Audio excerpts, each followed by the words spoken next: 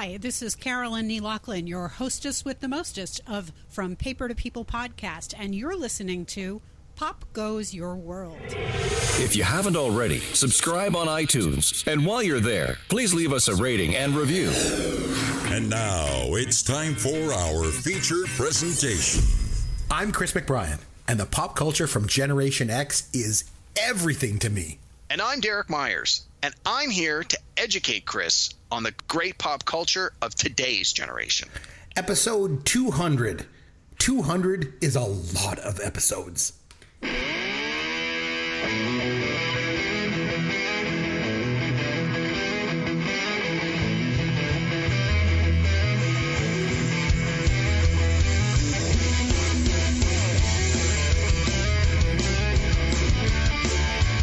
Hey, I'm Chris McBrien along with Derek Myers. Welcome to Pop Goes Your World, the pop culture podcast for the generations.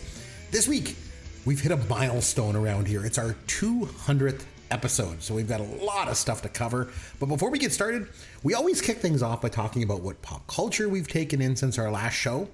And this week's no different. So Derek, what is new in the world of pop culture for you, my friend? Hey, Chris. Well, it is the first week of December, and Christmas is not very far away. Mm-hmm. So that means it's time to start watching Christmas movies. Oh, yes. And we've already done a few episodes about our favorite Christmas movies and our favorite holiday traditions. So we don't have to retread on that. We've done that many times before. But this year, we have, as we have every year, a couple of new Christmas movie offerings. So my wife and I and a few friends were able to take in a recent new release, a new Christmas movie. We got it here in Canada on Crave Network. It's called 8-Bit Christmas. Have you heard of it at all? No. Okay, so I'll read you the little blurb. In 1980 Chicago, a 10-year-old sets out on a quest to get the Christmas gift of his generation, the latest and greatest video game system, which happens to be the Nintendo Entertainment System, the very first Nintendo. And this one stars Neil Patrick Harris as the dad of a young kid today who is then retelling the story of his childhood to his daughter about how things were in the late 80s and how he was obsessed about getting a Nintendo Entertainment System for Christmas. And it was fantastic. It was everything you want from a Christmas movie. I read a review where they said in the 80s, a Christmas Story came out that was nostalgic for like the 50s and 60s. This is a movie where in the 2020s, we have a movie that's nostalgic about the 80s, and it's sort of that same parallel. And that is a very, very, very good analogy of this. It was great. It's everything you want. The performances were good from the little kids, and just as someone who grew up in the 80s, I could totally relate to these kids wanting this thing. There's a lot of great 80s music referenced. There's a lot of 80s just style and pop culture referenced in the flashbacks.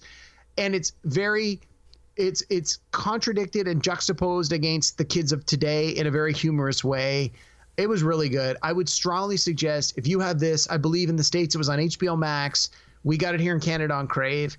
Check it out. 8-Bit Christmas starring Neil Patrick Harris. I think you'll enjoy it. It's fun for the whole family. Check it out. Nice. I like the fact that you mentioned something that is nostalgic for the 80s, because that's me. And it's also being nostalgic for the 80s when it comes to video games, because I did something this week that was very nostalgic for the 80s in regard to video games. So I found a place in town, in the town that I live in, the city here. It's called the Last Level Lounge. So the concept of this place, it's like a bar, but it's full of retro video games, but like the arcade games, like the stand-up actual arcade games that you would play back in the 80s. And so it's got all these in there. And then, but what it is because technology has improved so much since then, you can put more than one game in each console. So you can push the button and like move over and like do like different games. So you can play Pac-Man or like, I play Donkey Kong, whatever. And so I came across two games that were there that had me just feeling like I was a kid again, and I wanted to share them. So one of them you've probably heard of, and one you likely have never heard of. So the one I think, it's called Track and Field. I think it was also Yep. called Hyper Olympics back in the day. Yep. Where you press the 2 buttons to make the guy run. Yeah, the 2 buttons, and they were like they're side by side. You love run real that game. fast, and then Yep. you do like hurdles and javelin throw and high jump and Shot long put. jump. Yeah, the shot put and all that. Man, did it ever take me back. Oh man! And the thing is, my 12-year-old son, he liked it too. So me and him just sat there and played for hours. So this is the kind of bar where your kids can come in, and then at 8 o'clock, gotta go. Kids got to be out, right? Because then it's after hours. They're like drinking and stuff like that, I guess. Sure. But so we were getting ready to leave. It's like, I don't know, 7:45, right? And then I found a game. So there was a Pac-Man game, but the button, when you hit it, it wasn't quite working. And then I was farting around with it. And then I realized, there's a whole bunch of other games in here that I didn't realize. And there was a game in this unit that I used to play for hours and hours and hours at my local arcade back in the 80s. But it's one that I had totally forgotten about. It's called Xevious. Have you ever heard of it? Xevious, like with an X. Never heard of it. Xevious.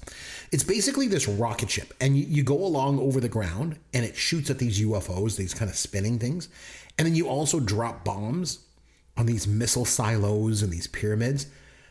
Man, oh man, did I used to love that game. And as I was playing it, it all came back to me. I remembered there were these hidden silos underground, and to get them, you had to bomb the ground in certain places, and then they would pop up. My wife literally had to drag me out of there.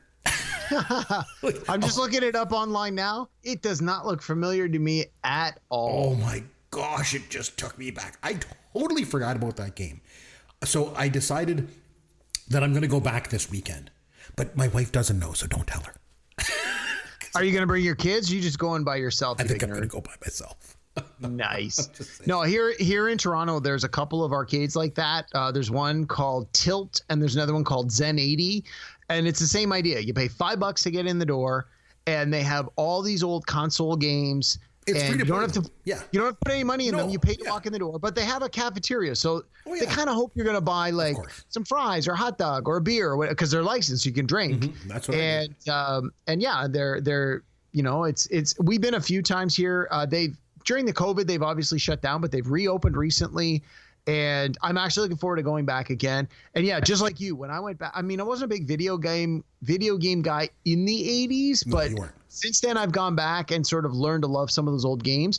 And the ones where we go have a lot of old pinball machines. And not that I am very good at pinball, but I find that that's the great equalizer. It doesn't matter how old or how young you are or what area you grew up, pinball is pinball.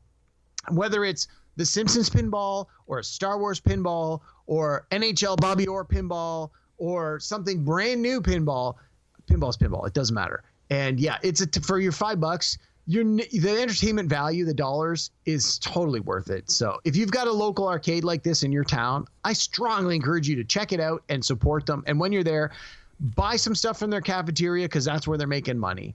Yeah. And that's what I certainly did have a drink when I was playing the games, but God, it was so much fun. So I really enjoyed it. Another thing that I really enjoy. Here's your dad joke of the week. Okay, Derek, got one for you. How do you, because, we're Canadian, and you mentioned Christmas is coming, so we're getting a lot of snow on the ground right now. So I thought it'd be appropriate to have, a dad joke that involves snow in some way. All right? How do you find Will Smith in the snow? I don't know. You look for the Fresh Prince.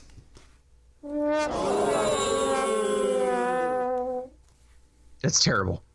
What do you mean? You don't like Last week's joke was so good. How do you go from an A to an F in 1 week? You suck. Yeah, but I think wasn't last week's really dirty too? Well, the dirty ones are the funniest ones. Well, they usually are. Calm blue ocean, calm blue ocean, calm blue ocean. There's a lot of like wink, wink, nudge, nudge. Smokey and the Bandit shirt for you. I loved it. I thought it was great. Yes. Oh, I'm so glad. Boof from Teen Wolf. Hot as a pistol. Wow, I know. That's pretty amazing. I'm a big Dungeons and Dragons nerd. It's a shock that you never got more girls in high school. Calm blue ocean. Calm blue ocean. Calm blue ocean. I don't know. That's a lot to unpack, Chris. Okay, give me a second here. All right, my friend. Before we get into our 200th episode, we have a little bit of business to attend to from our previous show. So, Derek, last time out, we held our third pop culture fantasy draft. This time it was 1985 that we did, and we had to draft a team from. And we each draft 3 movies, 3 TV shows, 3 songs, and a personal pick. And all from the year 1985. And then we send the list off to our panel of esteemed judges that we love so much. And they vote on the results. And the results are in. Now, I just want to give a little context here. Previously, we held a pop culture fantasy draft for 1984, and I won that one by a margin of 6-1. And then we expanded the court to 9 judges for our second draft, and that one was 1981 that we were drafting that year. And I took that draft by a score of 8-1. So any speculation, Derek, before I get into it, on how 1985 went? Yeah, I have learned after 3 drafts that the number one movie of the year is the most important pick. And you have had that 2 years in a row. The last 2, you've had the number one pick and you picked the movie. The first time we did the draft, I grossly misjudged the value of TV shows and passed on the movie with my number one pick and went to TV show and regretted it after I saw the outcome. So my speculation is it's going to be another overwhelming win for Chris, despite some very, very positive compliments through social media to me where people said, I loved your picks. However, you didn't have the number one movie, so I had to vote for the other guy. So I'm guessing it's another very, very lopsided victory for you. And that's just the way these things work. What was the outcome, Chris? Lay it on me. Oh, I got to tell you, you had your best showing yet, my friend. But was it enough to take home the Funko Fonzie trophy? That really is the question. No, I didn't have Back to the Future. I know I didn't win. I have no doubt about that. You don't know. All right. I know. Here goes. The winner is Chris. Oh, yes. Funko Fonzie stays here. But the final tally was 7-3. Now, I know what you're thinking. That's not too bad. 7 and 3 does not equal 9, right? Equals 10. So what happened was we actually had one of the judges declare a tie. I don't know if that's really allowed or not, but I guess we'll just go with it. So our producer Sloth awarded you and I each 1 vote from that judge. So that's where the 7-3 comes from. So well done. I mean, yeah, either way, it wouldn't have swayed it one way or the other. If it had come down to a tie, that might have been a little bit more of it. But yeah, no, and I appreciate that. And like I said, I got some very positive comments from some people on social media where they said, you know, we think your movie picks we think your music picks are very strong. And if it was just on music, we think you would have got it this year. And your movie picks were good, but you don't have Back to the Future. I was one person to say straight up, if you had Back to the Future, I would have given it to you. But I can't award my vote to someone who doesn't have Back to the Future on their list. I don't care how strong the other 8 picks are or not. And that, I mean, again, I that's just the way it is with these drafts. I understand that now. So if I get the first pick next time, number one movie, that's my pick. I mean, I think we've gotten to a point where that's can very much be the decision maker, but it is what it is. Congratulations, 3 in a row for you. Yeah. But like I say, it was your best showing yet. So, and I'm sure the next fantasy draft will be the one where you finally take home the crown. But in the meantime, the Funko Fonzie trophy stays here on my desk. So that's really great. So anyway, on to our 200th episode. So Derek, hard to believe, but you joined the podcast full-time officially on episode 88. Back in December of 2018. We had been nominated for a podcast award the year before, and then you came on board, and we were nominated for 2 more podcast awards with you on board. So, you know, it was just like a seamless transition. Now, I should mention that I did reach out and invited Yancey to come on the show with us tonight, and celebrate our 200th episode and all that, but he wasn't available. So that's what he told me anyway. He's probably just embarrassed to be still associated with me in any way. So, and who could blame him really for that? But anyway, so what do you say we go through a couple things on our 200th episode here? We do a little bit of a look back and we do things like that. One of the things that I wanted to mention was if you could go back and do anything over. Not that I suggest that we do that, because I mean, it's 200 episodes of perfection, right? So, but if you could go back and do anything different, is there anything that you'd go back and do differently? Do you have anything like that? Like if you could. So I have there was a couple of shows. I mean, obviously you guys did 80 some odd episodes without me before I joined the show. I mean, I was a guest panelist on a few shows before I joined full time, but you and Yancey did a lot of excellent topics before I joined. And I think that you guys did a great job. And one of the things I loved about the original concept of the show is because Yancey is so much younger than you really brought two very different perspectives to the show, which made for some excellent podcasting when Yancey was there. And I fully admit that I don't necessarily think that you and I have drastically different opinions on certain things the way you and Yancey did. And I mean, there's nothing we can do about that. But given our age and when we grew up, there are certain things that you and I are just going to agree on more than, say, you and Yancey would. But there were some episodes you did that I didn't get to participate in that I wish I could have, because I think I could have brought a different perspective to them. So I've got a couple that I want to just touch on. Sure. So one of the episodes you guys did was the most rewatchable movies of all time. Oh, yes. Yes. So full disclosure, I didn't have time to go back and listen to all the old podcasts. Oh, who does? But there are a handful of movies that I'm fairly certain you didn't reference during that show that I just want to touch on. Again, I don't want to dwell on it, but I'm just going to run down a list. Now, I know you normally do a top 5 list, and I have more than 5 on my list. Mm-hmm. So I'm just going to run down them real quick. So rewatchable from where I'm sitting, the movies I have rewatched the most in my lifetime that I would recommend to people who are saying, what's a great movie I've never seen before, although everyone's seen all these movies. So my number one would have to be Star Wars and Empire Strikes Back. I would classify those as like, I watch them back to back, which I think one of you probably did. Also, Shawshank Redemption, one of the most rewatchable movies ever. Raiders of the Lost Ark, we have talked about, and you have talked about many times. We don't have to retread that. That was on my Another list. one, but then we start getting into some of the movies that maybe you guys didn't talk about. One of the more recent picks is The Martian with Matt Damon. Oh, God. This, to me, has become one of my most rewatchable movies, especially of the last 10 years. I've probably seen it 25 times or more. I love it.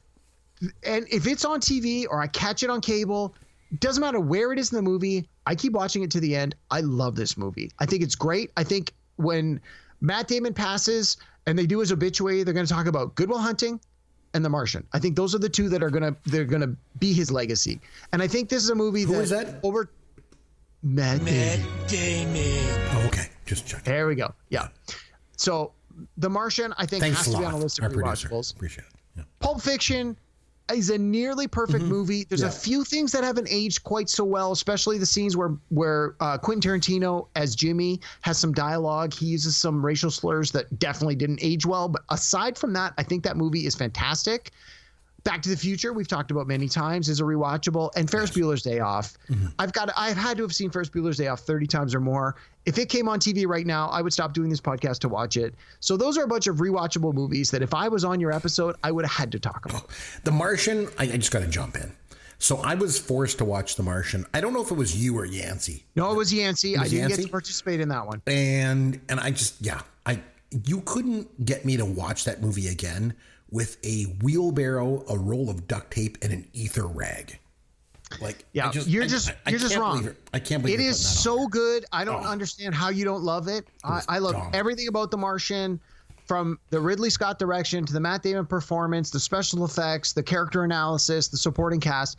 This movie is A+ quality start to finish. I love it. It's one of my absolute all-time favorites. Makes my top 5 of all-time movie list. Derek, can you guess what my number one most rewatchable movie of all time was from that episode?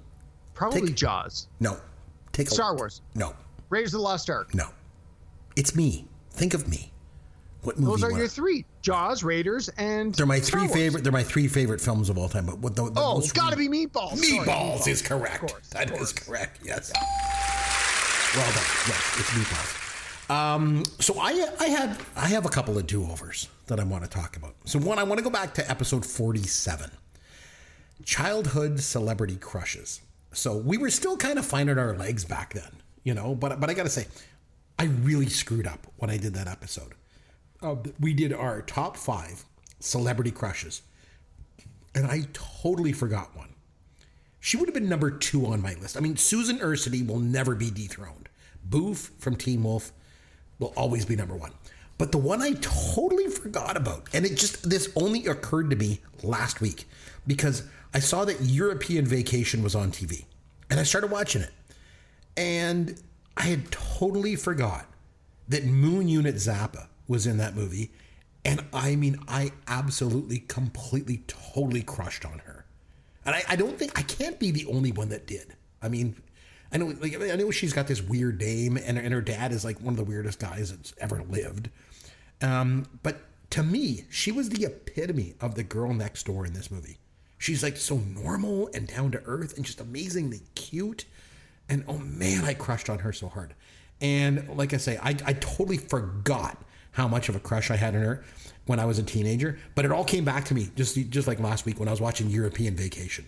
So if I could get a do-over, I would be adding Moon Unit Zappa to my list of Gen X celebrity crushes. So maybe we should go back and revisit some of these original topics that we had back in like season 1. Now that you're on the show now, what do you think?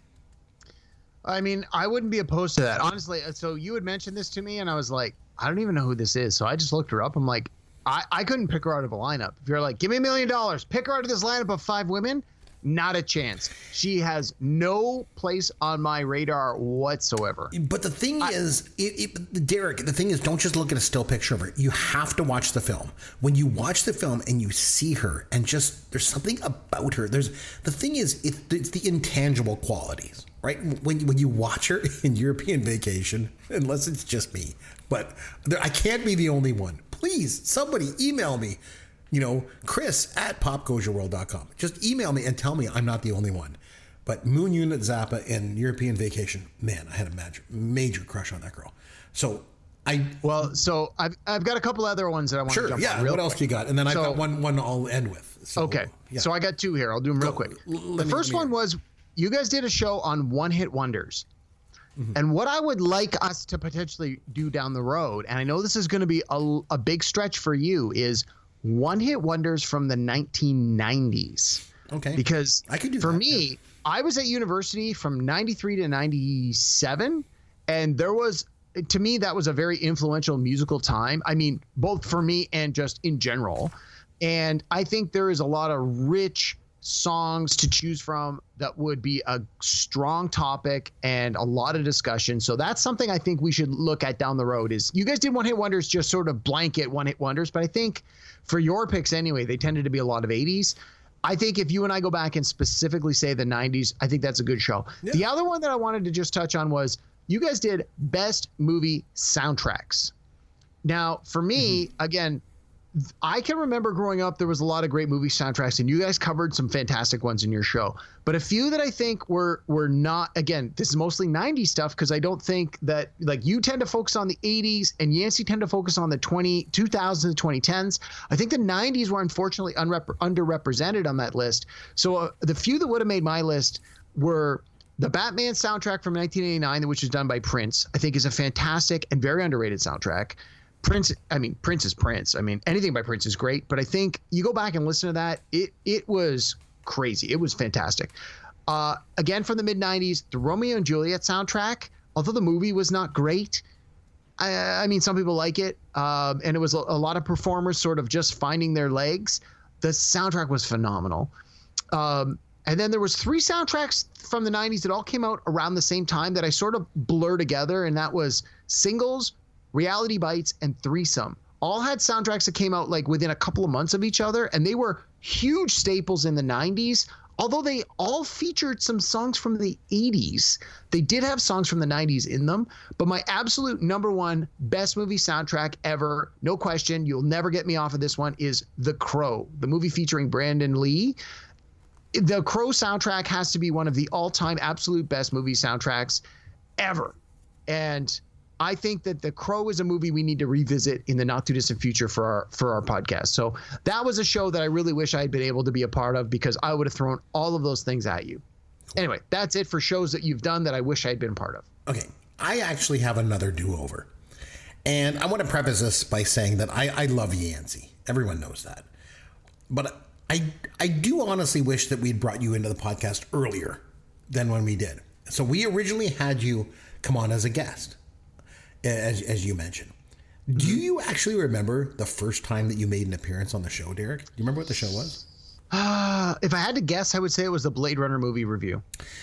It was actually before that. It was actually on episode 26. Remakes and do-overs? Remakes, reboots, and reimaginings. That took place on January the 28th of 2017.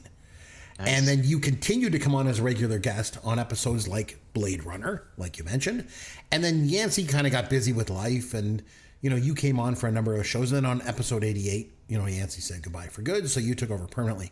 But with all that, if I could have one do-over on the podcast, my friend, it would be to have you join us from the very first show. So I want to say that. Well, thank you, sir. Yeah. So we made it to episode 200. We're not the only, show in the world that's made it to 200 episodes, but 200 seems to be like a milestone, that's kind of set out there. So I wanted to talk about a couple of episodes, mostly TV shows here, rather than podcasts, obviously, but TV shows that made it to 200 episodes. Yeah, I got a few I want to talk about. Yeah, there's a few. One that really stands out to me is one that I never really watched. I don't even think I've ever seen an episode, but it really jumped out to me, and it's My Three Sons. And the only reason I want to mention this, it ran from 1960 to 1972. The reason I think it's important, it ran for 380 episodes. Wow. But it ran for almost 200 in black and white and 200 in color. That's quite an accomplishment. 184 episodes in black and white and 196 in color. That's quite an accomplishment, I think. So I wanted that's to impressive. That. Yeah. So do you have some other episodes or TV shows that made it to 200 episodes? It's an accomplishment. It's a big thing. Oh, and I should mention too, it's usually the sort of the trigger for syndication, right? Then is it 200? I thought it was 100 for syndication. No? Oh, is it 100? I always thought it was 200, but 200 then you get to syndication. So then you get syndicated.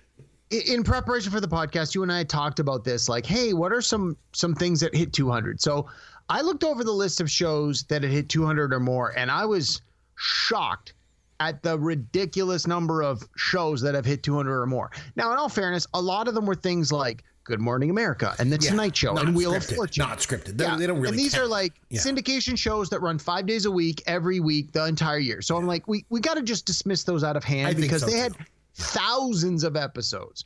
That's not to belittle or diminish their accomplishment, but that's a category all to itself. I mean, I'm looking for, in the most part, scripted shows, dramas, sitcoms that ran, let's say, anywhere from 15 to 20 episodes a season that lasted, in most cases, 8 to 15 seasons minimum to sort of hit this number. So there's a lot that you would just expect. Like Law & Order ran like 20 seasons, and South Park has run like 20 seasons. The Simpsons, Family Guy. Like some of these shows have run so long that it's nothing to bat an eye and go, well, not only have they hit 200, they've hit 300, 400, 500. So I looked for shows that hit 200 but didn't necessarily get to 300. That was sort of what I was looking at. And there's a couple of shows that I just wanted to touch on real quick. So the first one is Married with Children. It ran from 1987 to 1997 on the Fox network. It ran 11 seasons. It ran 259 episodes, which shocked me to find. When I heard it was that many, I couldn't believe it. Now, I watched this show when it was on the air, in it, like when new episodes were coming out. From when it started to when it finished, I was, well, maybe not the last couple of seasons because I was at school, but I watched it all religiously. And in all fairness, the last couple of seasons were not very strong. And as you find many sitcoms, especially when it's a family unit and the kids get older and the kids like go to college or they move away, the desire from the networks is we got to bring more kids into the show to keep that family dynamic. And unfortunately, Married with Children was the same way. They're like, oh, it's Cousin Seven comes onto the show. And you're like, what the hell is this? And I feel it really hurt the show. But anyway, I wasn't a decision maker. It is what it is. But Married with Children, we talked about on a few episodes previous to this one. It was a groundbreaking show. It showed a blue-collar family that had no money. The family unit was not a happy family unit. It aired opposite The Cosby Show, where it was like, here's the Cosbys. And in the 80s, the Cosbys were an affluent family who had this great family dynamic with a mom and dad who supported the children and provided family advice. And every week you learned a lesson. Married with Children was the complete opposite of that. It was here's this family with 2 kids. Everybody hates each other. They got no money. They're constantly bitching and moaning and complaining about how bad their life is and how much they hate each other. And it was filled with sarcasm and backhanded, insults and compliments. And it was unlike anything else on TV at the time. And it was groundbreaking at the time. And 3 of the 4 main casts have gone on to do great things. I mean, Ed O'Neill has since gone on to do Modern Family, which has had to run at least a decade. Katie Sagal has gone on to do a lot of things. She was on Ain't Simple Rules. She was on Sons of Anarchy. She did voice work on Futurama. Like, she has not. She was in Lost, and she was Lost. in she's done a Sons of ton Anarchy. of stuff. Yeah, she is not hurt for work. And Christina Applegate went on to have her own successful career as an adult. Like, this show launched careers, and I'm talking like capital C careers for people. And it was a great show. It ran 11 seasons. Obviously, 259 hit that 200 mark and then some. The other show, unfortunately about that show, they brought Ted McGinley on it, and Ted McGinley just kills shows. Just if you didn't know, the first couple of seasons he was on, he was actually pretty good. Now, when he came on Happy Days, he killed that one. When he came on The Love Boat, he killed that one. Yep. Speaking of which, but this might surprise you, Derek, but I really, really like The Love Boat, and that kidding. It made it to 250 episodes. So that was one. And you mentioned The Simpsons. The Simpsons has a record for the most episodes of a scripted TV series. 714. Wow. They're like the Babe Ruth of TV shows. He had exactly 714 career home runs. I'm sure that number will change for the episodes in The Simpsons by the time people listen to this. But man, oh man, that's just crazy. 714. So much. So Married with Children is currently rerunning. So in Canada here, we get them on Much Music. Hey, it's a music channel that shows sitcoms. Like, whatever. It is what it is. And they have been rerunning these Married with Children episodes for the better part of the last couple of years. And I've been catching some of them, and I am amazed at how good the writing is, how good the comedy is, how much some of them still hold up. I mean, some of them are atrocious, just the way, especially the way they treat women on these shows. But some of the episodes are gold, and they it's worth going back and watching. So Married with Children was definitely one that I had to flag. The other one I want to flag is Smallville. It ran from 2001 to 2011, 10 seasons on the CW, 217 episodes. This is the idea of what happened to Superman before he became Superman. Let's follow the story of the young teenage boy that was Clark Kent before he was Superman, but after he discovered he had superpowers. And this one premiered in 2001, in September of 2001. This was right after 9/11 rather, where, obviously this atrocity happened in the U.S. and countless lives were lost. And the nation was looking for something positive. And like a week later, Smallville premieres. And it's this story of hope. It's this story of here's someone who's going to make a difference in the world. And it found an audience immediately. And the creators fully admit that the 9/11 atrocities affected positively how well this show did, because people were just like, what can we latch onto that is a positive element? And here's this story of Superman, the character of hope, truth, justice, and the American way. Although that's not, they've changed that since then. But, it's this, the pinnacle of what a person can be to precipitate change. And you have these 10 seasons of this teenager who becomes a man, who ultimately becomes Superman. And the show was great. And I think it doesn't get enough love. And so I wanted to just flag it. It had 217 episodes. It hits our 200 criteria. Smallville, it's the second one I want to talk about. Nice. In case it hasn't become, prevalent over the 200 episodes that we've done this podcast, I really like Happy Days. I know that's surprising. Well, why didn't you mention that before 200, buddy? We've never heard that from you before. So Happy Days had 255 episodes. But the thing is, even as much as I love that show, the first 2 seasons were god awful. And they don't even count, especially the first season. Like, man, oh man, it was terrible. I mean, season 1 of Happy Days is the TV equivalent of the Star Wars prequels, as far as I'm concerned. So, it's so bad. But I really like Happy Days. So, like season 3, but season 4, 5, 7, it just is so good. So a couple of other ones: Cheers, One Day at a Time, The Jeffersons, The Facts of Life, and Alice. are all shows that I absolutely love, and they all made it to 200 episodes. And I thought it was interesting. There was 3 TV shows that got to exactly 200 episodes. And they were Coach, which ran from 89 to 97. I love that show. That was That great. 70s show, which ran from 98 to 2006. Another strong showing. Nice. Yep. And of course, Walker, Texas Ranger, which ran from 93 to 2001. It got to 200 episodes. I think I also just want to just mention one thing before we move on, that there was some shows that got to 200 episodes that you could argue they never should have got there. So one was called The Middle. I don't even know what the hell it is. Grey's Anatomy has been around way too long. They should have quit that years ago. And of course, the previously aforementioned Walker, Texas Ranger. I've never seen an episode. I don't care to see an episode. I can't believe it made it to 200. But anyway, there's that. Okay. Okay, I got to call you out on Grey's Anatomy. Okay. I've watched Grey's Anatomy since the beginning. Yeah. But in all fairness, I've given up on Grey's Anatomy 2 or 3 times and then gone back to get caught up. And I binged the whole season from start to finish, like maybe 3 or 4 years ago when I sort of got back into it. Despite its ups and downs, and believe me, it has had its shares of downs given how many seasons and episodes it has. It's a great show. And I think you have to acknowledge the power of that show for giving women and people of color a voice, whether they didn't previously have, to the level they've had on Grey's Anatomy. So although you may not like the show, it is an important show and it deserves the accolades it gets. So I'm just gonna put my hand up and say I love Grey's Anatomy. All right. Congratulations. For all those reasons you mentioned, that those are great things for the show to do, but it doesn't change the fact that it's boring or dumb. But you're just wrong there, bud. That's fine. So we did a retrospective show, you and I, when we did episode 100. But I wanted to mention something. Since we did our 100th show, one thing that we've added around here to this little podcast of ours is the gift of music. I don't know if we call it a gift, but sure. Derek, you're not wrong. I can't dispute the fact that music has been added to the show. I know how much you love my songs, my friend. So it all started about a year ago. So if you recall, I put together a piece of music and I added the It's a Dinklage drop. Remember, over the music? And you were like, yes. Hey, man, that sucks, man. That's not a real song. So I kind of took that as a challenge. And I wrote my very first song for the podcast.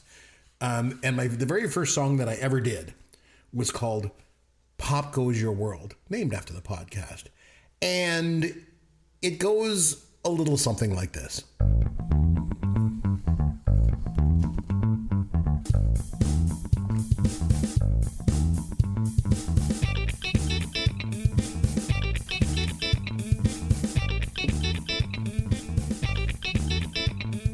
Everything I do, it's all on fleek. I'm young and I'm hip. Speak the language of the street. You might not know it, but it's in me. I relate to millennials. Yeah, Hundo P. Kids today, they gotta get the kinks. Dan Fogelberg Records and Zima soft drinks. I might be old, but I sure ain't lame. Got the high score on the Pac-Man video game. Man, I'm lit. Pop goes your world. I'm hip as shit. Pop goes your world. Kids today, you know it ain't no joke. That's why, my man, why I'm so woke. I'm about the love, not about the kill. The world should be about Netflix and chill. Sing the holiday rap. Pop goes your world. Man, I'll bust a cat. Pop goes your world. You might be young, and I might be old, but I am the one with the neck full of gold. Motherfucking pools full of ripple wine. Girls line up just to get my nine. Man, I'm lit. Pop goes your world. I'm hip as shit. Pop goes your world. Sing the holiday rap. Pop goes your world. Man, I'll bust a cat. Pop goes your world.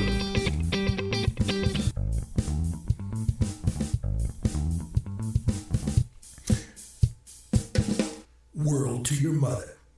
All right, Derek. So that gem was the first song that I did. So it certainly wasn't the last song that I did. So I wanted to ask you a question.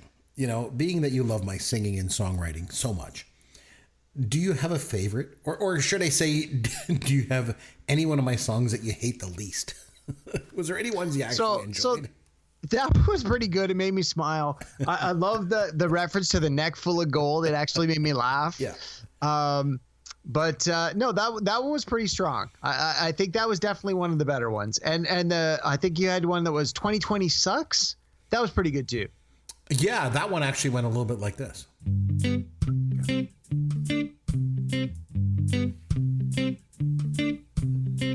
It started in March and then by June I didn't know what to do, so I was drunk by noon. For vacation, we didn't know what we'd be doing, but we knew for sure we weren't going to Wuhan.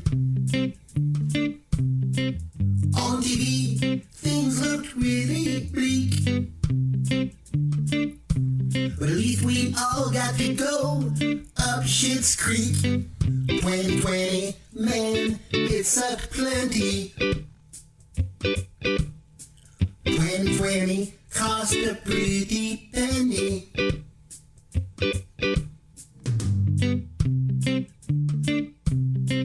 There ain't no movies, I had to get my fix. So I watched Cobra Kai on the Netflix. I spent all my time on eBay getting outbid, but at least I didn't get COVID. Wearing pants wasn't really a thing when you're sitting around watching Tiger King. 2020 really was a toilet bowl, but at least they voted out that asshole. 2020, man, it sucked plenty. 2020 cost a pretty penny. 2020, man, it sucked plenty. I love the fact that I got to use my new amp, you know, and the guitar and stuff when I did those songs. So anyway, so one thing that we've established from episode 100 to 200 is I'm just a goof. It is what it is. So who cares? one of the lyrics that jumped out to me, hearing that again for like the 20th time, which is 20 times too many. It really is. There was a line about wearing pants, and then it's like, I haven't worn, we'll call them grown-up pants in like, you know, almost 2 years since COVID started. I've been wearing track pants and pajama pants like the whole time. So I actually have to go back to work into the office in the not too distant future. And please tell me you're going to wear pajama pants. I know pants. this is going to anger a lot of people, but I've actually lost a substantial amount of weight since COVID started. I got like all health conscious, and I've been exercising and eating better. And so I've lost a ridiculous amount of weight. So none of my work clothes fit me anymore. And I haven't been motivated to go out and buy new work clothes because I haven't had to go to work. And I was like, yeah, you know, like anyone who's fluctuated with their weight, you're like, you lose weight and you think, all right. And then all of a sudden, after a few months, you're like, oh, I put all the weight back on. So, you know, I didn't want to go out and buy skinny pants only to put the weight back on. But I'm at a point now where I really need work clothes so I can go back to the office. And I have to actually go back in a couple of weeks. And it's like, the only thing I have that's going to fit me are track pants. So I may be looking at a little disciplinary action my first day back to the office simply because I won't comply with the dress code. But you know what? I'm okay with that. If I have to take a write-up because skinny me doesn't have work pants that fit, I'm perfectly fine with that. Nice. So I wanted to ask you, like I said, you've been here for over half the time we've done the show. Do you have any favorite topics over the years that we've done, or something that kind of stand out to you in any way? I do. So I have two topics. Well, one is one of my favorite shows that I think we reference many times, and I'm shocked it took us this long, was Pop Culture Pet Peeves. And that was a good episode. That was a good episode. Yeah. We do a lot of movie reviews, and a lot of our pet peeves that we talked about show up in our movie reviews all the time, which is part of the reason they are the pet peeves that we have, because they show up so often you just get frustrated. And to this day, even when I watch new movies, these pet peeves just hold up. So that was one of my favorite ones, because it's so timeless. Whether it's a movie from the 60s, 70s, 80s, 90s, or the 2000s, our pet peeves continue to show up and they continue to bug me. The other one is a combination of three shows we did that are all sort of on the same theme. And that's sort of like what I'll call the what if shows. It was TV shows that are ripe for reboot, sequels that we wish they would make, and TV shows that deserved one more season. These are all ideas about shows or movies where it's like, well, what would have happened next if we got another chance to get a kick at that can? And we're not necessarily saying we want, so I mean, the one, the right for reboot, yes, we are saying we want to reboot it, but it was that idea of a show that was a strong enough concept that you could redo it in a way that made sense, or you took the strong concept that already existed and gave it one more episode to just flesh out and finalize those ideas. Maybe it was a show that got canceled unexpectedly, or maybe it was a show where you're like, I don't feel the ending answered all the questions. Those three shows are all sort of that same theme, and I love that concept, and it wouldn't surprise me if we revisit something along those lines down the road, whether it's a rehash of one of those topics or something along those lines. I'm always fascinated by this idea of what if. So those are sort of two of my absolute favorites that we did, was the pop culture pet peeves, and then the idea of the what if, whether it was a reboot or a sequel or one more season, just that what would come next. So those are definitely two that I feel were strong, that I'm happy we visited, and maybe we might revisit again. Nice. And that would be awesome to do that. Another thing that's pretty awesome about the show is that, when you do 200 episodes, you make some good friends along the way. And we've been lucky enough to hear from a few of our good friends who wanted to send us a few kind, encouraging words, for hitting this 200th episode milestone. So I've got one here I'd like to read, Derek, if I could. Sure, go ahead. And it says, Chris, congratulations on 200 episodes. I first started listening to you back in the Dear Mr. Fantasy days. While Pop Goes Your World has not improved my fantasy baseball teams, it has improved my knowledge of 80s movies and pop culture. So that seems like a fair trade. It's a strong compliment. I'll take it. Here's to 200 more episodes, Luke Martin. Nice. Awesome. Nice. Thanks, buddy. That's great. Friend of the show, yeah. Luke, thank you very kindly. All right.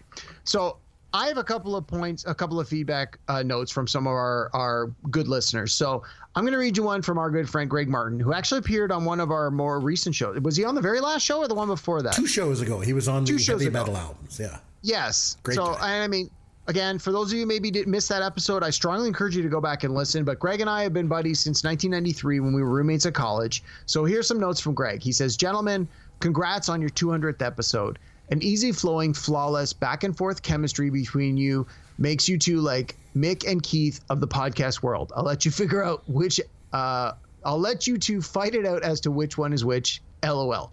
Thanks for allowing us aging old farts to enjoy the nostalgia that was our movies, music, and TV shows growing up, but also keeping us in the loop of what is hip today, so that this generation of kids maybe see us as cool aging old farts. I doubt it, though. Thanks for inviting me on, and I look forward to congratulating you guys with an email on your 500th episode. Keep up the stellar work, Greg Martin. So, Greg, thanks. Nice. Thank you very much. We will absolutely have you back on in a show in the not-too-distant future. You are a great guest. You've been a great buddy. Thanks for listening. Here's one. I've been listening to Chris McBrien on podcasts since 2014. I was shocked when he quit Dear Mr. Fantasy and started Pop Goes Your World with Yancey Eden.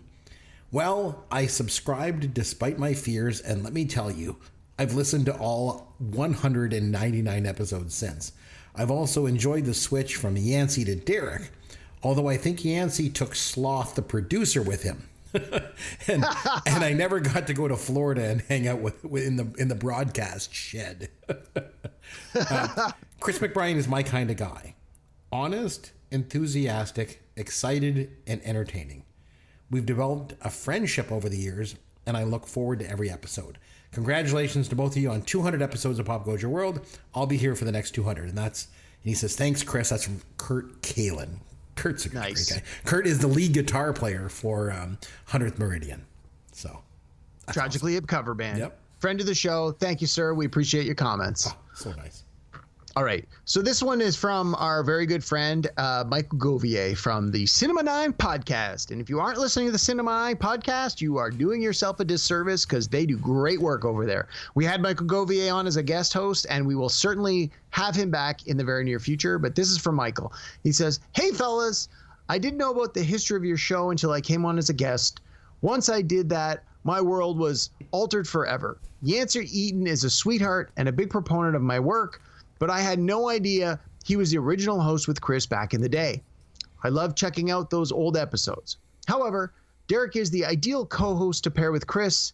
Derek's grounded reality fits fluidly with the hijinks that Chris brings to the show. Not only have I been a guest on the show, but I am now a dedicated listener. I look forward to the latest with what's new in the world of pop culture, along with more stellar drum solos from Chris. Keep it rolling, boys. Michael Govier, head bozo in charge. Hey, it's Enrico Palazzo Podcast. I tell you what, just as a shout out to Michael Govier, hold on, give me a sec. I'm going to take these cans off. Give me 1 sec here. I'm going over to the drum kit. I'm going to play something for us. Give me a sec. All right, Mike, you asked for it. You got it.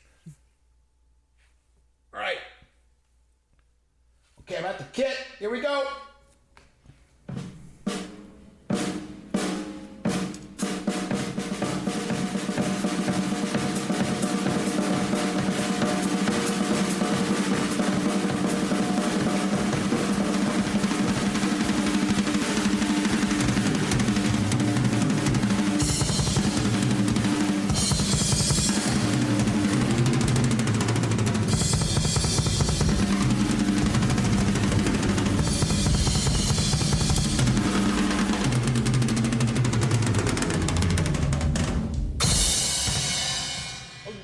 For Michael Govier. All right. Okay, I'm back in the seat. Here we go. Nice, nice. Good job, buddy. That one was for him. All right, I got one to read for you. It says, I can't believe Pop Goes Your World has already reached 200 episodes. I'm winded from playing all those drums. It seems like just yesterday we were talking about our celebrity crushes, and I was shouting equally with joy and frustration at your movie reviews and favorite lists while listening to your other episodes. Pop Goes Your World is one of the most entertaining podcasts I've had the pleasure of listening to and being a guest on. You guys take me back, make me see things in a different way, and help me remember the things that I have loved. Thank you for all the joy you have brought me, and congratulations on this awesome milestone. I look forward to being around for the next 200 as well. And that's from Danielle Salinger. So nice. Nice. Gosh. Thanks for the kind words. Yep. All right. I got one more before we move on. Okay. All right. So this listener says, Chris and Derek, congratulations on hitting episode 200. Love the original songs. Love the dad jokes. Love the back and forth between you two. Like the Mighty Ducks trilogy and the new series on Disney, you guys get stronger by the podcast. Quack, quack, quack. While Derek can't buy a win in the 80s draft battle, it's not easy to go against the 80s aficionado that Chris proves himself to be weekly. I truly enjoy listening to you guys discuss movies and music in each episode, regardless of my knowledge on the topic that week. Derek, I hope your pursuit of getting Chris to enjoy some of the newer movies, musics, pop cultures turns out because Meatballs is not the gold standard anymore. What? It's Dude, Where's My Car? Keep it up, fellas, and crack a cold one, Robbie Baseball. So I like Robbie Baseball. Thank you very much, buddy. He's a great guy, and you know what? There you go. I'll crack a cold That's one for Robbie. you. There you go. All right, I got one more to read before we move on. Go for it. To Chris and Caveman, I wish I could be there in person to commemorate episode 200 with you both. But this will have to do. It's not enough to just say congratulations on reaching such an important milestone in the podcasting world and simply leaving it at that. As someone who has joined and left podcasting more than once as a result of just never being able to commit to a consistent recording frequency that building a loyal audience demands, I know firsthand how difficult it is to make it to 20 podcasts, let alone 200. Few content creators have the desire to stick it out past just a few handful of episodes, and an even smaller number of those that do stick it out manage to consistently produce that people actually want to listen to, like you two do. I don't really think there's any reason for profanity, but anyway, to consistently produce that people actually want to listen to. I said it again. It's truly a testament to you both for always managing to be there for your audience and being a constant source of entertainment and joy for those of us that might need just a little bit more of both in our lives. Thank you both so much for your kindness, openness, and friendship, not just to me personally, but to everyone listening who always gets to feel like they're part of the back and forth and in on the joke.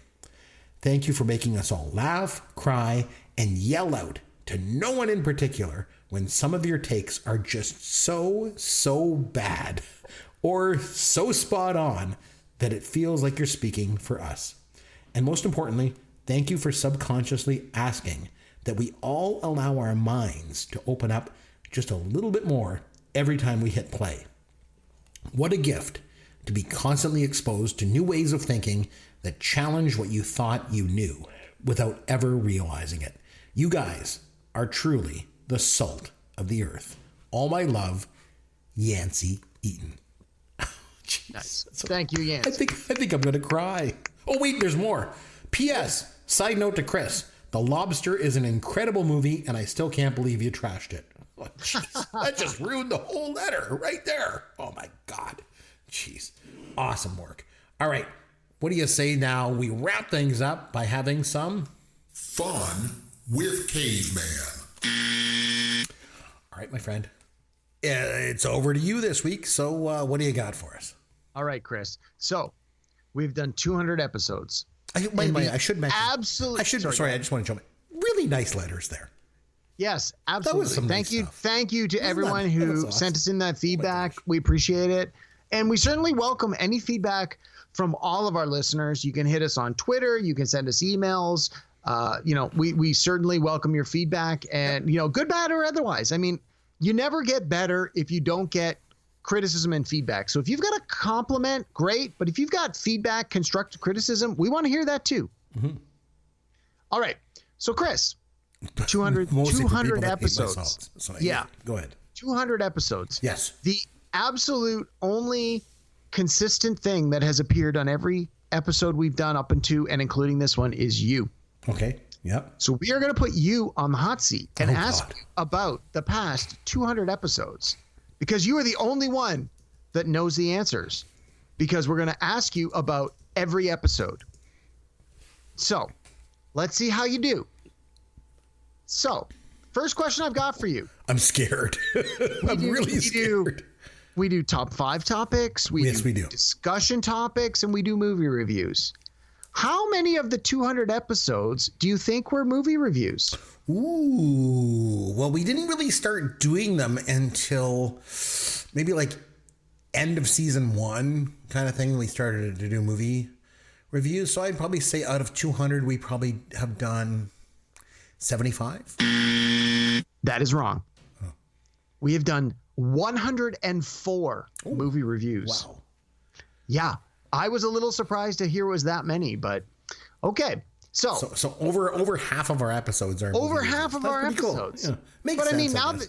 I mean, our new format is more top 5 than movie top 5. So, I mean, we've really picked it up in the last, say, 50 to 75 episodes. Mm-hmm. Okay. So 104 movies have been reviewed. Yes. How many of those movies have been nominated for Best Picture? Oh gosh, that's a good one. Of those 104, not many. I would say maybe 10. You'd be under. You want to take another guess? I'll say 15. You'd still be under. The answer is that many? 17. Of the 104 movies we have reviewed have been nominated for the Best Picture Academy Award. Wow. Now, the follow-up to that, of those 17, how many have actually been Best Picture winners, and can you name 2 of them? Oh my goodness, that is tough. I'm just trying to think now. Going all the way back when we did like Jaws and stuff like that. Taxi Driver, we did, that was nominated, but it never won. Nominated, but was not. So a winner. you're saying 2 of the movies. First of all, how many have won Best Picture? And I'm telling you, it's at least 2, because I want you to name at least 2 of them. How many have won Best Picture is the first question. And then how many of those can you name? 17 were nominated. Okay, 17 were nominated. And how many won? Oh my gosh. So I honestly don't know. That's so bad. So I'll give it to you. Yeah. 3 movies we have reviewed have won Best Picture. Okay. And what were they? Can you name 2 of those 3? And I'll give you a hint. 2 of them were in the first 100 episodes. 1 of them was in the next 100 episodes. I will further give you a hint. 1 was your pick. 1 was my pick. 1 was Yancey's pick. Now, Yancey, didn't he once nominate No Country for Old Men? Yes, he did. And that one won. Oh, yes. And that one 2007. That's one. And so I nominated one that won Best Picture? Correct. And I nominated one that won Best Picture. I remember I nominated Killing Fields. It never won. It was just nominated. Did not win, but is among the 17. Raiders of the Lost Ark should have won. Also nominated, didn't win. So I honestly, I cannot remember the one that I nominated that won. I have no idea. All right. So what was the it? 3 movies were One Flew Over the Cuckoo's Nest. Oh, of course. That's right. Oh, yes, that one won. And the one I nominated, we did this year, was The Departed. Oh, yeah, that one that did win Best Picture. It didn't deserve to win, but okay, that's fine. I agree. So the 17, again, for those of us listening who are like, well, what were they? In order of release: Jaws, One Flew Over the Cuckoo's Nest, Taxi Driver, Raging Bull, Raiders of the Lost Ark, Tootsie, Killing Fields, Witness, Full Monty, Lord of the Rings, Fellowship of the Rings, Departed, No Country for Old Men, District 9, Moneyball, The Martian, Mad Max Fury Road, and Arrival. Those were the 17. Nice. All right. What was the oldest movie we've ever reviewed? Oh, you and I, you nominated, it was The Great Escape. Yes, it was. Yes. 1963. That was our oldest one. I remember when you nominated, I was like, wow, that's really old, but you wanted to do that one. So, yep, that's okay. For sure. So we've done 104 movie reviews. Yes. How many were from the 1980s? Oh, geez. Of 104, I would say probably like 60. Not quite that many. You want to take another guess? It's the under. 55. 41. Wow. Were from the 80s. Wow. Yep. All right. You guys what do you making think, me watch What do you this new think stuff. was the next decade that had the most movies reviewed? Oh, it would be the 2000s. No, it was not. It was the 2010s. Oh, geez. Yes. Yeah, because then the 90s. So we did 8 movies from 1970. Okay. 41 movies from 1980. All right. 18 movies from 1990s. 15 movies from the 2000s, and 20 movies from the 2010s. Wow. Yeah, I've been trying to represent here, buddy. Nice. Okay, so the 1980s was the year we did the most. Yes. What single year of the 1980s have we done the most? I'll say 1984. Yes, you are right. 8 from 1984. What do you think the second one was with 7? Was it? Do I go back to 19? I'll say 1981. No. Good guess. So that was 6. The 7 was 1985, and we're going to do 2 more from 85 in the next 2 episodes. So that will become our most reviewed year in just 2 episodes. Cool. Of the 1980s, which year was the least represented with 1 movie? I will say, oh, geez. 88? 1986. One film. What was the movie from 86? Oh, I don't know. I got to check it on my list here. Hold on. Let me go back to the list. Where's my list? 1986 was Aliens. Oh, that's one you did. That's right. Yep. That was the only one from 86. Cool. Okay. So we just established that 1984 was our most reviewed year with 8. Correct. 1985 was our next with 7, and 1981 was our next with 6. Any guesses as to which was our next one with 5? And I'll give you a hint. It was not from the 80s. Then it would be in the 2010, so I'll say 2015. Yeah. Just a random guess. Pulls it out of his butt. In 2015, we did Star Wars The Force Awakens, The Lobster, Sicario, and The Martian, and Mad Max Fury Road. Oh, there you go. Nicely done. Okay. Random guess. Okay. We have reviewed at least one movie from every year between 1974 and 2002, with the exception of 1 year that was never reviewed a movie from. Any guesses as to what that 1 year was between 1974 and 2002? I don't think we've done anything from 1977. We have. Do you want to take a second guess? What did we do from 77, I wonder? We did so then, Smokey and the Bandit was 1977. Oh, right. 79, I'll say. Nope. 1979 was Meatballs and Alien. We're both from 79. The year we never did a movie, not one single movie from, was 1990. Interesting. Wow. Yeah. I was a little surprised. Wow. Okay. We have done 104 movie reviews. What actor appeared in the most movies we've ever reviewed? And I'll give you a hint. You picked every one of these movies. And I will say it was Harrison Ford. He's our number 2. Ooh. Then I will say Bill Murray. Bill Murray was the number 1. Bill Murray appeared in Meatballs, Caddyshack, Stripes, Tootsie, and Ghostbusters. Nice. Harrison Ford appeared in Raiders of the Lost Ark, Blade Runner, Witness, and Star Wars The Force Awakens in 2015. Yep. There was another actor that appeared in 4 movies, although one of them is kind of a cheat because he only appears on a video screen and he is uncredited. But do you have any guesses who that might be? Jack Nicholson? No. I will give you a hint. The first time we saw him in a movie was in 85, and the last time we've seen him in a movie was 2015. He appeared in one of the 3 movies that was nominated for Best Picture that we just talked about. And from 1985, was it Michael J. Fox? It was not. No, it was Josh Brolin, who appeared in The Goonies, No Country for Old Men, Sicario, and on the video screen in Guardians of the Galaxy. So that one was a little bit of a cheat. Oh, I didn't even remember that. All right. Then we had a handful of actors who appeared in 3 movies. We had Eddie Murphy in 3, Trading Places, Beverly Hills Cop, and Coming to America. Dan Aykroyd in Ghostbusters, Trading Places, and the Blues Brothers. Our good friend Matt Damon. Thank you, Sloth.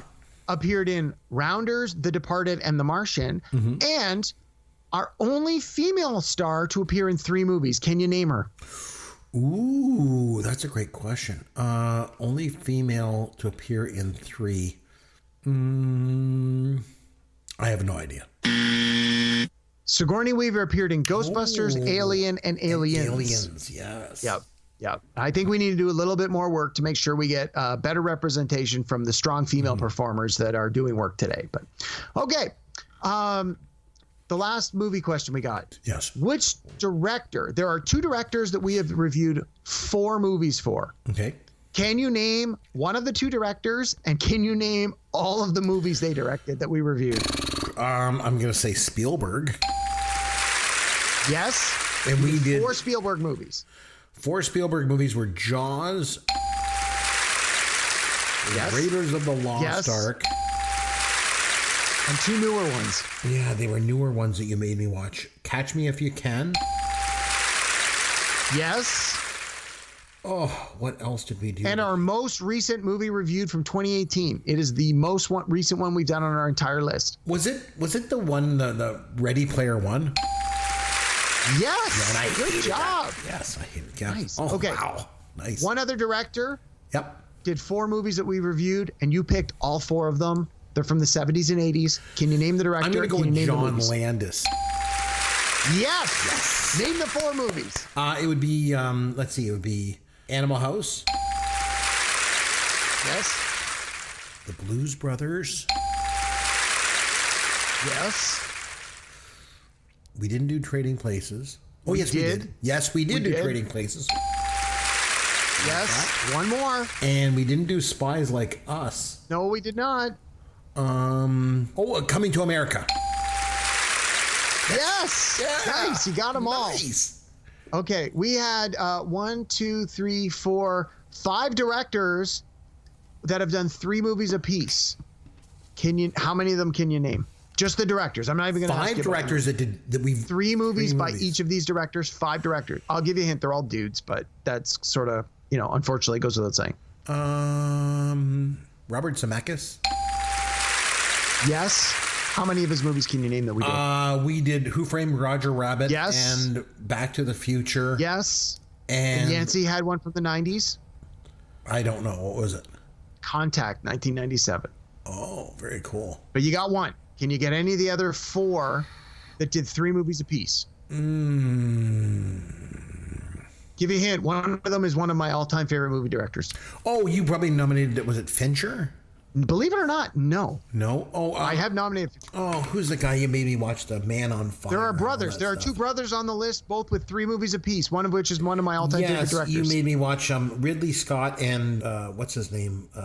His brother. Tony Scott. Tony Scott. So they both did. We've reviewed 3 movies by each of the Scott brothers. How many of those 3 and 3 can you name?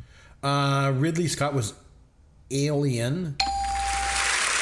Yes. And Blade Runner. Yes. And he did a more recent one. One of my most rewatchable movies. Was it the one with the train that didn't Nope. stop? That was Tony Scott. Oh, that was Unstoppable. Tony. I just talked about my rewatchable movie that you hated. Martian? Yes, The Martian. So those are 3 didn't from know he Ridley directed Scott. that. Tony Scott, Unstoppable, you've already got. The other 2, I think you might get one of them, but probably not. Any guesses? It was Man on Fire. Yes. Wow, And then the one with George Clooney was called No, that Out of wasn't Sight. Tony Scott. No, It wasn't Tony Scott. With the train. That was you got the train one. The other Yeah, one was True Romance. Oh, True And then our Romance. other 2 directors were the other 3 directors were Ivan Reitman, Stripes, Meatball, and Ghostbusters. Yep. Martin Scorsese, Raging Bull, Taxi Driver, and Departed. Right. And Christopher Nolan, Interstellar, Memento, Oh, yeah. and Dark Knight. Yep. All right.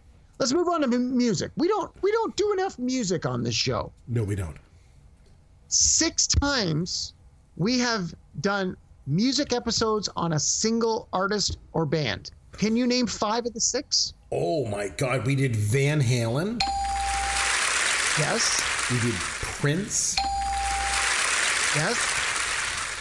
Ooh, who else did we do? How many times did we do this? We did it 6. I want 5 of the 6. 6. Van Halen, Prince. Oh gosh, who else did we do? We didn't do AC/DC. I wanted to do that one. ZZ Top. Yes. And how many more do I got to get? You need 2 more out of the 3. There's 3 left. You need 2 of the 3. I got to get 5 of these guys? Biggest artists ever. Like, these are 3 of literally the biggest artists ever. Well, we didn't do the Beatles, that's for sure. We got to do that at some point. I don't know. Who else did we do? Michael Jackson. Oh, that's right. We did Michael Jackson with you. Yeah. U2. Right. And Queen. Oh, of course. Oh, Yeah. I forget. All right. So we did 6 episodes on a single artist. How many additional episodes have we done on music topics in general? Oh, I'll say 15. Very close. 14 plus a 6. So 20 altogether. Nice. How many of those 14 can you name just off the top of your head? We did One Hit Wonders, and Yep. we did rock songs of the 80s. Yep. We did heavy metal albums of the 80s. Just did that one. Yep. What else did we do? We did, that's all I can think of right off the top of my head. Okay.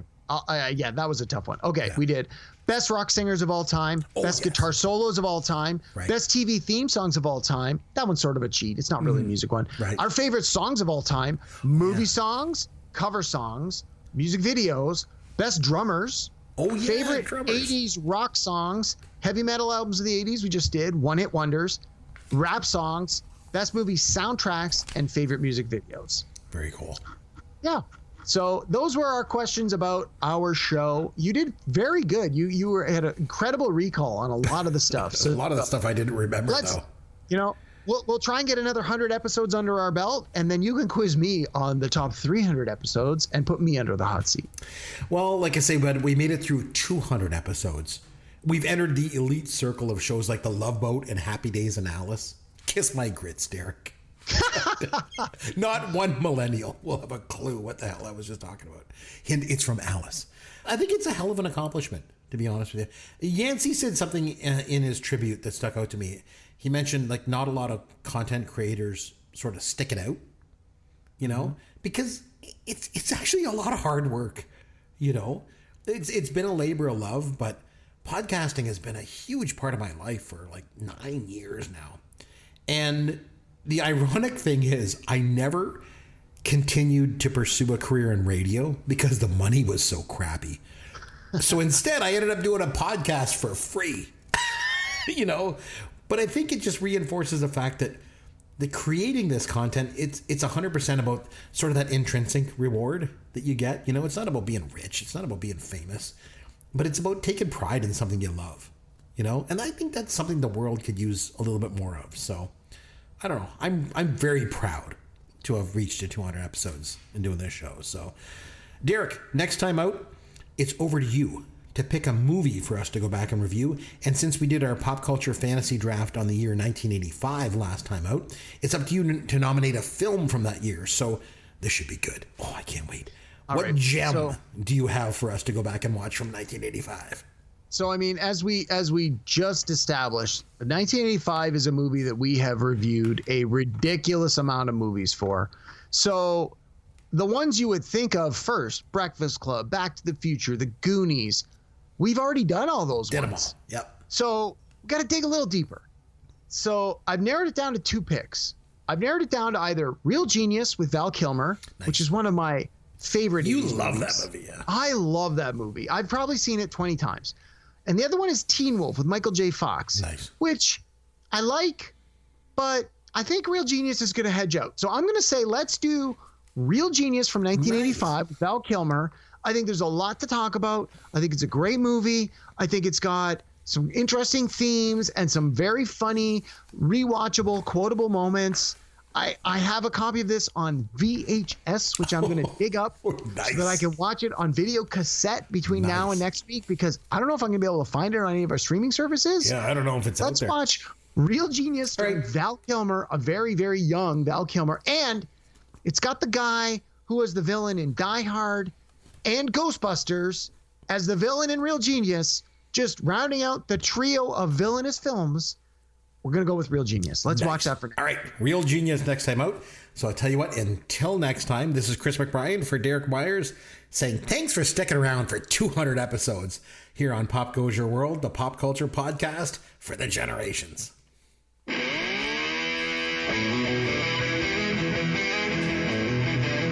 Thanks for listening to Pop Goes Your World.